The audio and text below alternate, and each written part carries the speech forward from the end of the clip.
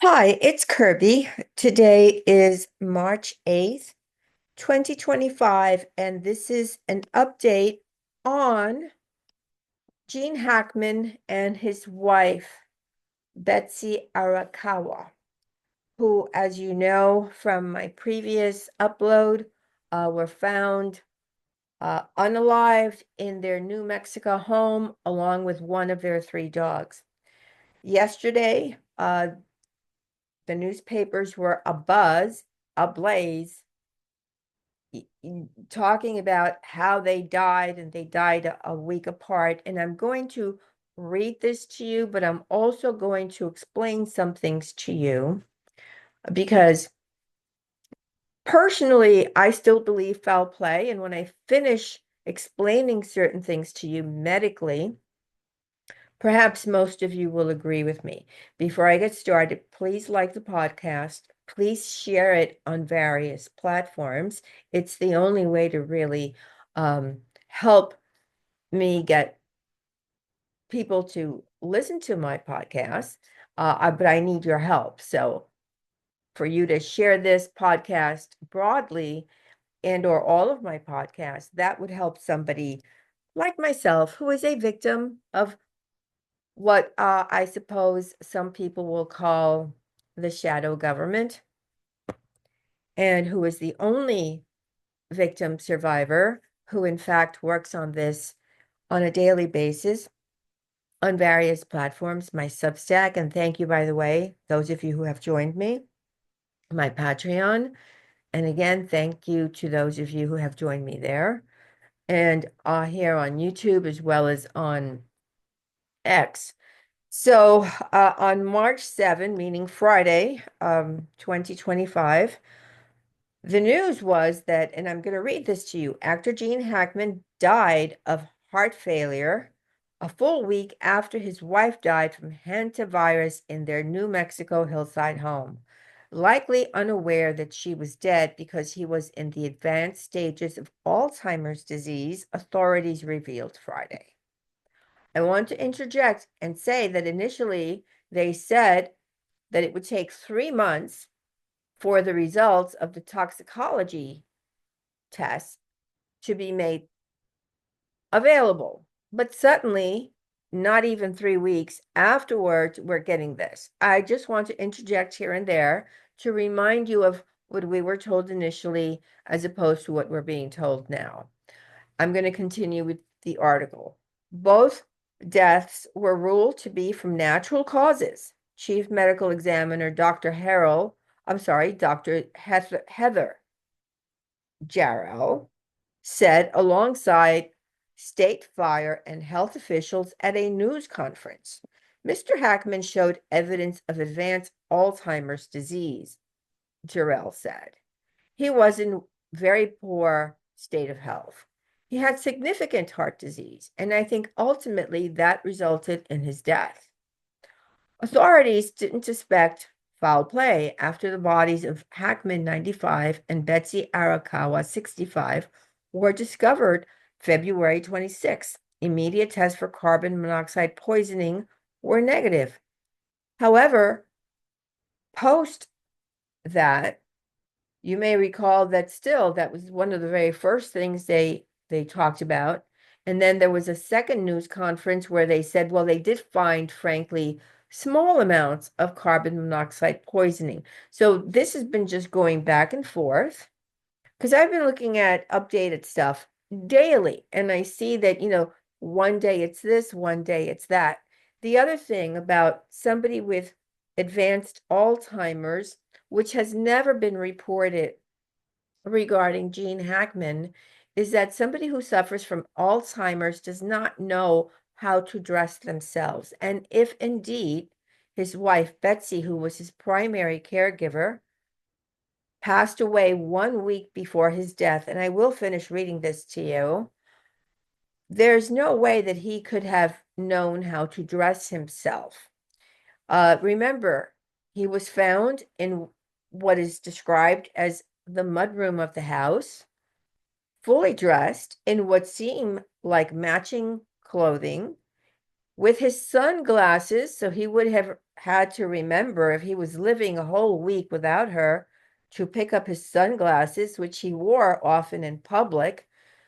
I don't buy that he was the person who dressed himself. Moreover, if you have Alzheimer's, you're also going to be, and sorry to be a little bit gross here, but you're also going to be relieving your bodily functions regularly. And if he lived a full week, more than his wife, Betsy, who again was his primary caregiver and who would have had to change his adult diapers, there would have been some notation on the death certificate, which I read to you, indicating that he had an enormous amount of bodily excretions, as in number one and number two, which would have been very clearly present. I have taken care of a family member who was incontinent, and it took a great deal of time to care for somebody who was incontinent because you have to wipe their asses, you have to help them, with urinary situation. It takes a lot of time. You have to constantly change their diapers. It's much more difficult than having a baby because a baby is tiny and it's not, as I hate to say it, it's not such a gross thing. So if he was in fact incontinent, Betsy would have been required, because it's impossible for someone to do all of that and bathe him, by the way, because he would be unable to bathe himself. And she's a tiny woman, so she would have been, if that was true indeed the case, she would have been given no choice but to hire help, medical help, to come to the house to help her with some of these things on a daily basis, which eventually is what I had to do because I could not continue to care for my family member on my own, being a tiny woman, perhaps smaller than even Betsy. Betsy looks like she was a sturdy woman. I'm tiny. Okay, so I'm going to continue to read this. Investigators found that the last known communication and activity from Arakawa was February 11, when she visited a pharmacy, pet store, and grocery before returning to their gated neighborhood that afternoon. Santa Fe County Sheriff Adin, I don't know, it says Adin, it could have been Allen, but they typed Adan Mendoza, said Friday. Hackman's pacemaker last showed signs of activity a week later, and that he had an abnormal heart rhythm on February 18, the day he likely died, Jarrell said. Although there was no reliable way to determine the date and time when both died, all signs point to their deaths coming a week apart, Jarrell said. It's quite possible he was not aware she was deceased, Jarrell said. Dr. Michael Baden, a former New York medical examiner, said he believes Hackman was severely impaired due to Alzheimer's disease and unable to deal with his wife's death in the last week of his life. By the way, Batten, we know he was called in to do the autopsy on Jeff. He was not involved in the autopsy on Gene Hackman, because I really don't want to see comments saying, oh, well, Batten this or Batten that. They just called him as an expert to supply a sentence or two for these articles. Now, I'm going to continue with what Baden or Baden, or however you pronounce his last name, said. You are talking about a very severe Alzheimer's disease that normal people would be in a nursing home or have a nurse, but she was taking care of him until she passed away, he said. Their bodies were found a little over a week later. Hackman was found in the home's entryway. His death was tied to a heart disease, with Alzheimer's disease contributing. Arakawa was found in a bathroom. Authorities linked her death to Hantavirus pulmonary syndrome, a rare but potentially fatal disease spread by infected rodent droppings. Thyroid medications prescribed to Arakawa were found nearby and weren't listed as contributing to her death, Jarrell said. Hantavirus typically is reported in spring and summer, often due to exposures that occur when people are near mouse droppings in homes, shed, or poorly ventilated areas. This is the first confirmed case of hantavirus in New Mexico this year. No kidding, and that's just my adding, no kidding. I'm going to continue with the article. While hantavirus is found throughout the world, most cases in the U.S. have been found in Western states. The virus can cause severe and sometimes deadly lung infection. Symptoms can include coughing, shortness of breath, and tightness in the chest. Jarrell said it was not known how quickly Arakawa died. Well, frankly, I want to remind you that she was found on the floor in the bathroom with the pills fallen over. And therefore, it seems like just like Hackman was found just dropped on the floor in what was called the mudroom, they both were found as if they had fallen immediately. That is how it looks. But now they're saying it is not known how quickly Arakawa died, meaning from this hantavirus, and I will explain to you exactly what happens when you have a hantavirus. Investigators earlier retrieved personal items from the couple's home, including a monthly planner and 2 cell phones. One of the couple's 3 dogs also was found dead in a crate in a bathroom closet near Arakawa, while 2 other dogs, survived. Authorities initially misidentified the breed, and they forgot to mention of the dog that died. Dogs do not get sick from hantavirus, said Aaron Phipps, a vet with the New Mexico Health Department.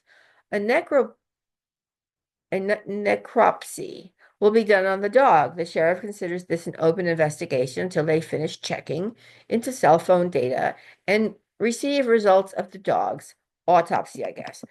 When Hackman and Arakawa were found, I'm surprised they keep calling her Arakawa instead of like Mrs. Hackman, but okay, I'm just going to keep going.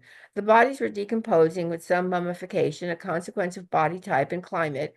In Santa Fe's especially dry air, at an elevation of nearly 7,200 feet. Hackman, a Hollywood icon, won 2 Oscars during a storied career in films including The French Connection, Hoosiers, and Superman from the 1960s until his retirement in the early 2000s. Arakawa, born in Hawaii, studied as a concert pianist, attended the University of Southern California, and met Hackman in the mid-1980s while working at a California gym. Again, here I want to just state that while she studied as a concert pianist and she is referred to as a pianist, she never made a living at it. She was not successful in her chosen field, although she liked to play the piano, and she did build a special house, a smaller house on the property that is in her name, not in the name of his former Hollywood manager, and it is now in the estate of his deceased Hollywood manager and handled by his son, who made the initial statement to the press. But she was not someone who would be known the world over or even in a limited place as being, a concert pianist. Okay, that's it. I mean, literally, they met while she was working at a gym. And then I've discovered other things. I mean, she had a store in Santa Fe. When I went to look at the store, because it has an online website, the website itself had been frozen, meaning it had been frozen by an outside entity. It would not have been frozen. She had a business partner. Would not have been like frozen by her business partner. It was frozen from an outside entity. And having had so many issues with my own website throughout the last 20 or so years, it's that kind of frozen where it was taken over by another entity. And I can't put up a screen image of that because I don't know how to add screen images, sorry. The couple's stucco Pueblo revival style home sits on a hill in a gated community at the southern tip of the Rocky Mountains. Santa Fe is known as a refuge for celebrities, artists, and authors. Hackman dedicated much of his time in retirement to painting and writing novels, far from Hollywood's social circuit. He served for several years on the board of trustees at the Georgia O'Keeffe Museum in Santa Fe, and he and his wife were investors in local businesses. So, okay, I'm going to say that a physician said that it's kind of rare to kind of get like hantavirus, that there may be 20 to 30 cases every year, and you get it from rodent droppings. It's not like a human to human type situation. It's infected rodent population to human. So you either have handled infected droppings, and then with soiled hands put something into your mouth. So ingested this, or the more common way is to have an infestation with tons of droppings. So the house would have had to be completely infested with rodent droppings. And it would have been very squalid conditions, but nothing was said about their house being in squalid conditions, by the way. It would have had to be really squalid conditions. People who live in the housing projects in New York City, where the landlords don't take care of their property because they do not care if you die. And there have been, I became uh, I started a tenants association for not just my building, but for all of the buildings owned by my landlord, who, by the way, is related to one of the people I discuss in this group, and who basically has about 1,000 apartment buildings. I started the tenants association. It's still on my what is it called? LinkedIn. I've never changed my LinkedIn page.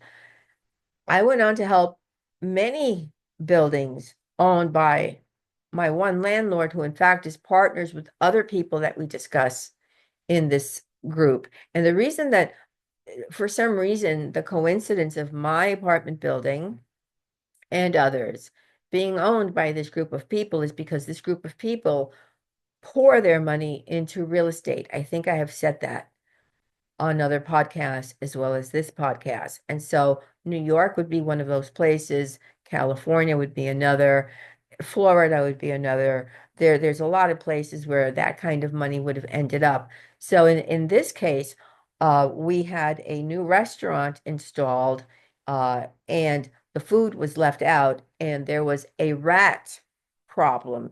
And I took care of this by because I didn't want any, I didn't, first of all, I had never really seen a mouse, and I didn't want to see a rat. And even though I live in New York, it's like, oh my God, this is horrifying. And what I did was I got a local union to lend me their 20-foot rat, their 40-foot rat that they put outside of buildings in New York and other places, I suppose, to bring attention to a cause. So they lent me this giant rat, and I held a rat rally, and I did what I had to do, and I single-handedly, I did have some of the um, tenants help, but they were afraid of retaliation. And so pretty much I had to stand alone, which I did, with an enormous sign beside this like 20-foot rat, in order to get the landlord to do what he had to do. And in fact, he did. And I give myself a lot of, I've interjected in a lot of things: Hurricane Katrina, the hurricane in Texas, uh, the almost insane rodent infestation that would have taken over multiple city blocks in my Upper West Side neighborhood. I took care of that. So, what happens, to get back to this article, is you have to then inhale these infected droppings, um, breathe them in, and then you get an infection. And then the one time, this one physician treated somebody who had hantavirus. They were tearing apart a trailer, that had rodent droppings all throughout. And so the droppings were actually in the form of dust with the demolition work. And that's the kind of situation, aside from the one that I just described to you, that would create uh, a rodent to human infestation. Now, I went through some medical studies, and the time between the onset of the symptoms and needing to be hospitalized is a little over 3 days. So, like 3.5 days. So, and then once you have this, which takes 3.5 days, it doesn't happen like you have hantavirus and then you drop dead. That doesn't happen. You're sick for 3.5 days. And then typically people go to the hospital and you can be in the hospital for 4 to 10 days, an average of maybe 4 days, maybe 6 days.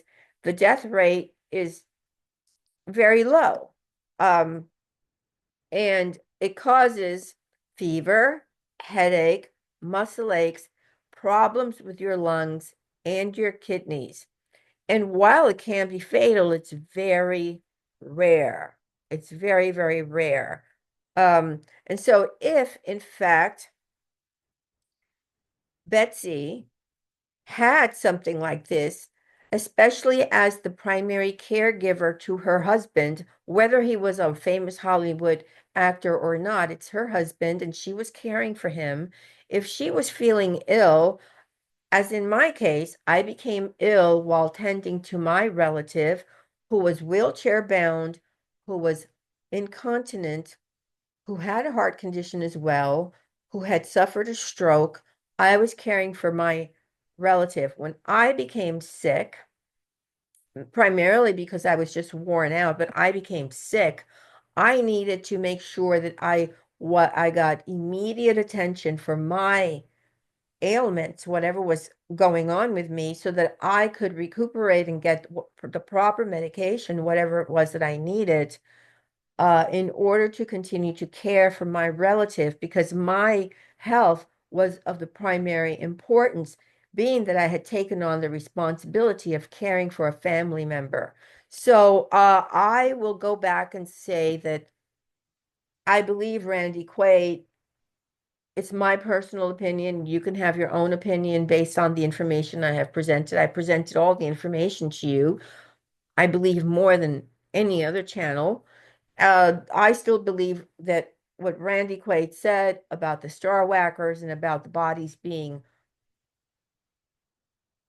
carefully placed, everything being carefully orchestrated, I believe his version of events as opposed to, oh, these were natural deaths. With that, I'm going to ask you to please like the podcast. And thanks to everyone to date who has provided a super thanks and or who has followed me onto one of my platforms like Substack, purchased some of my books through my website, which is where I really get to at least keep a good portion of the income that I make through that, and or who have joined me from here to my Patreon. I thank those of you who have done that because it helps me work on this and everything else I upload to my other platforms. So please give this a like, share it, and if you haven't subscribed, take a moment to do so. Okay, guys, thank you. Bye.